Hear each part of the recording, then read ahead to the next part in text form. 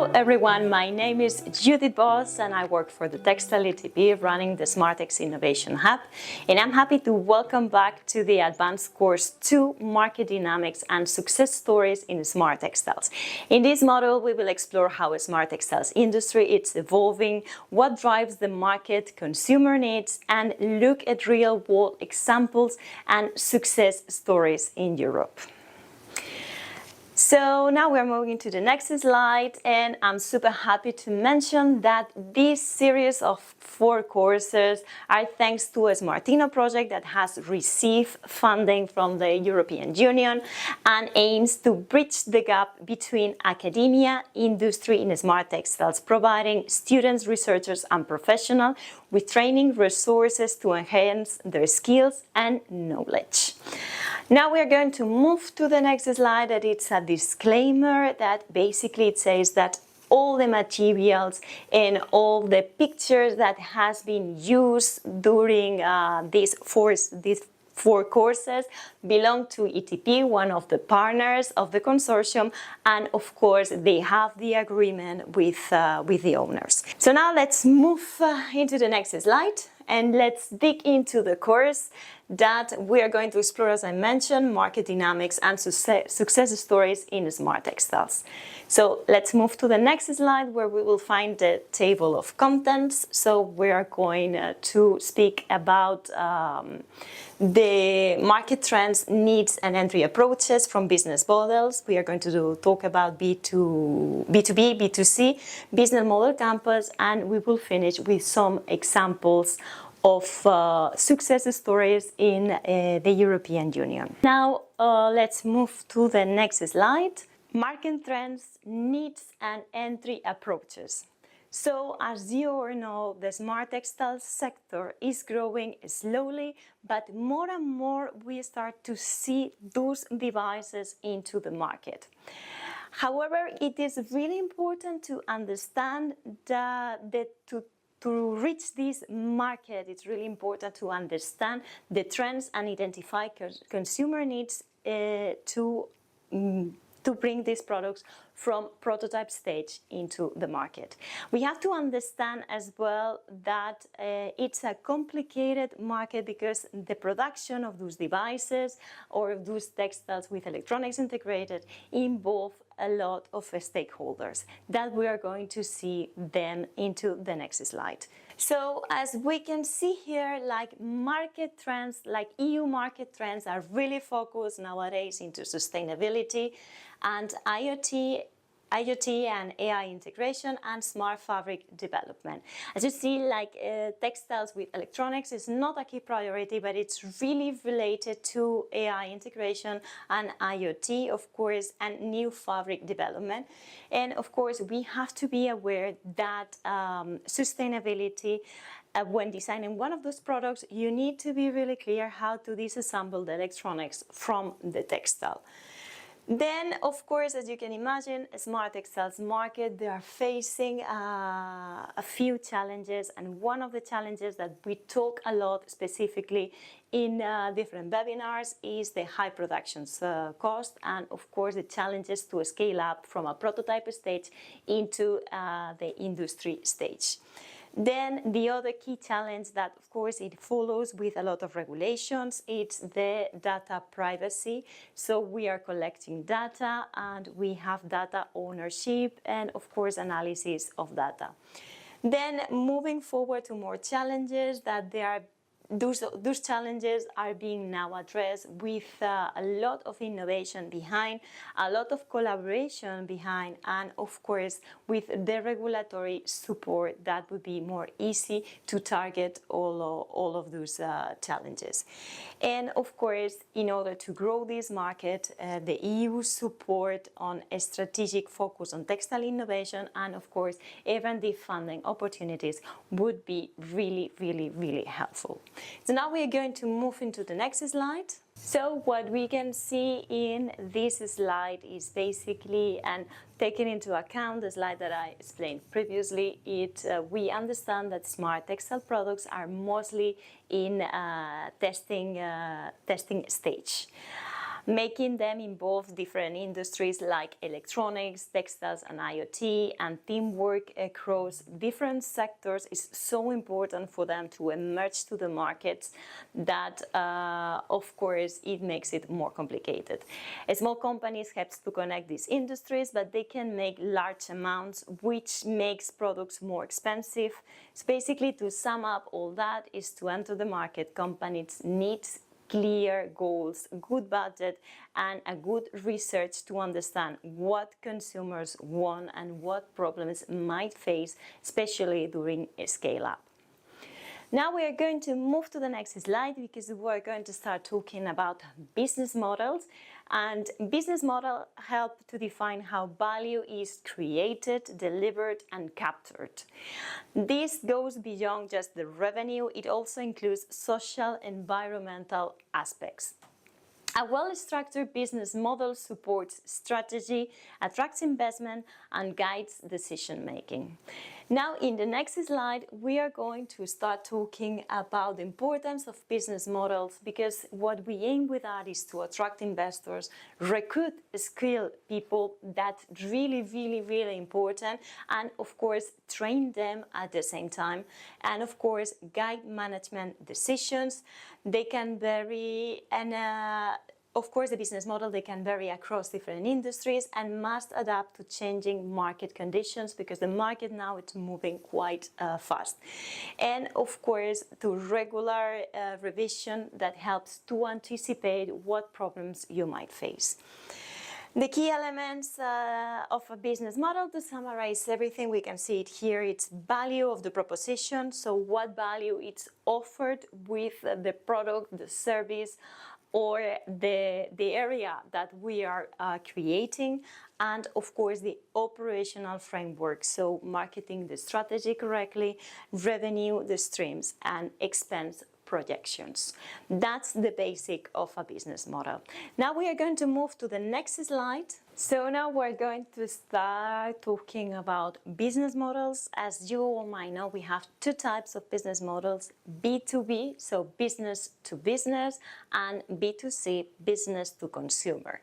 We're first gonna start talking about B2B, so business to business, because it has certain difference that later on we'll see on a comparison chart. So B2B, it's a model that involves selling products, services, and materials to another business.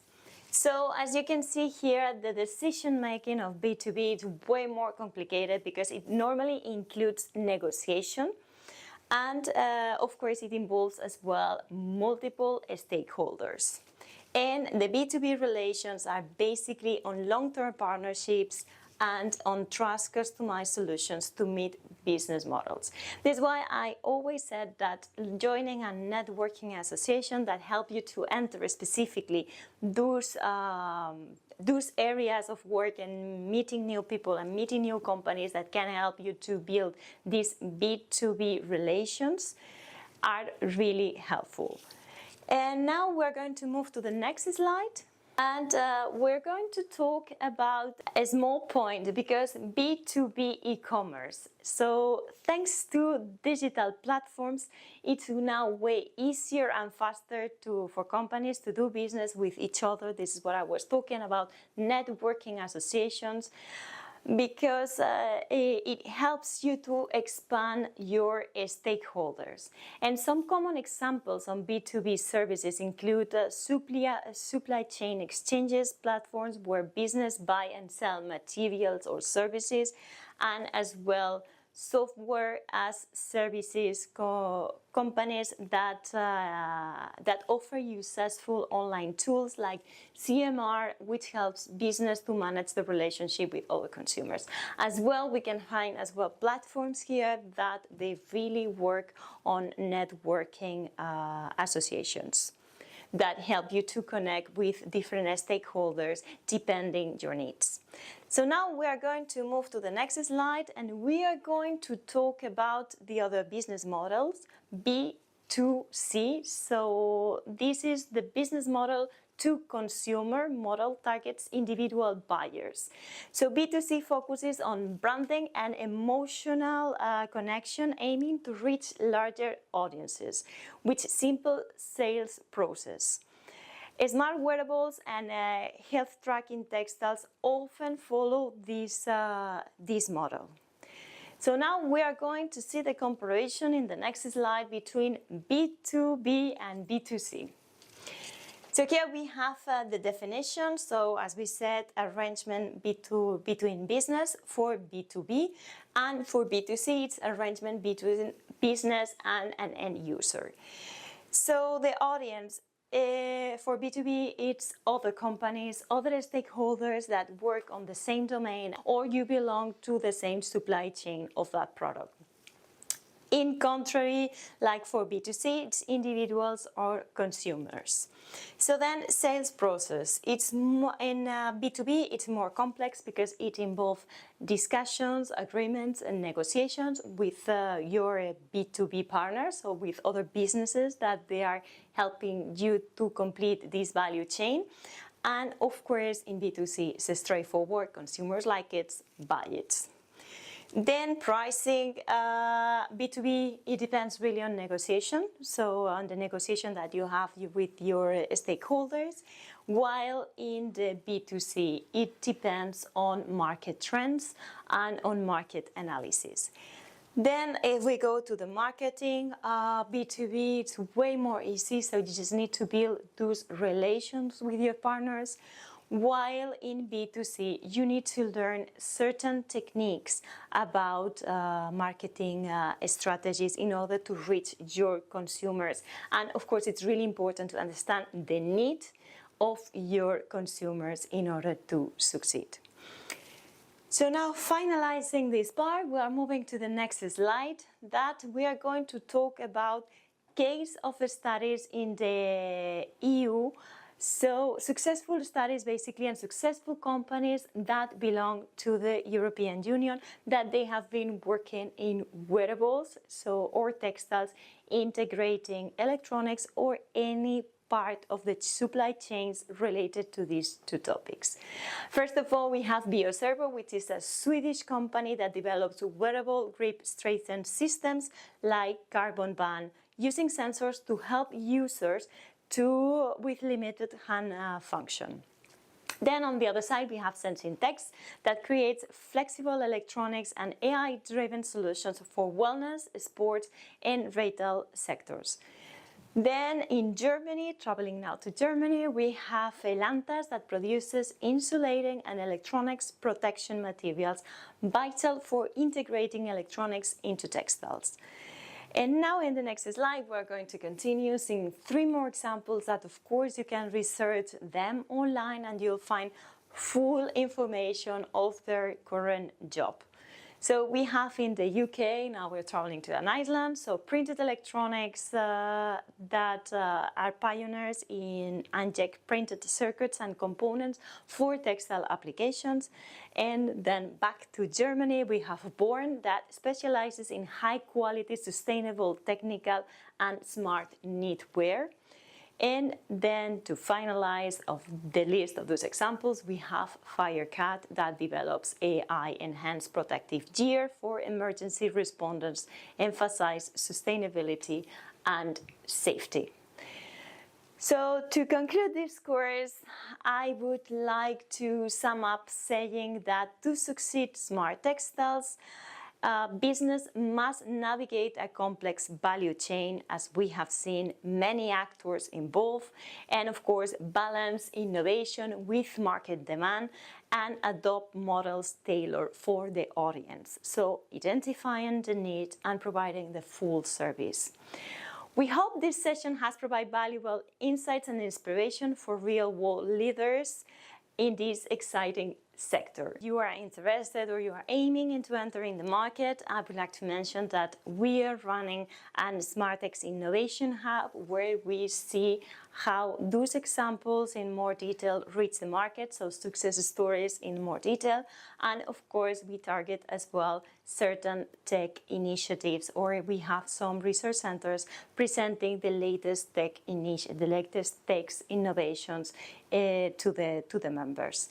We hope these courses help you as well to understand. They are going to be public forever, and we hope that these courses help you to understand the world of e-textiles and wearables. So thank you for listening, thank you for joining, and of course this will be online, and if you want more information about the activities that we are running aside, feel free to contact any member of the consortium. Thank you.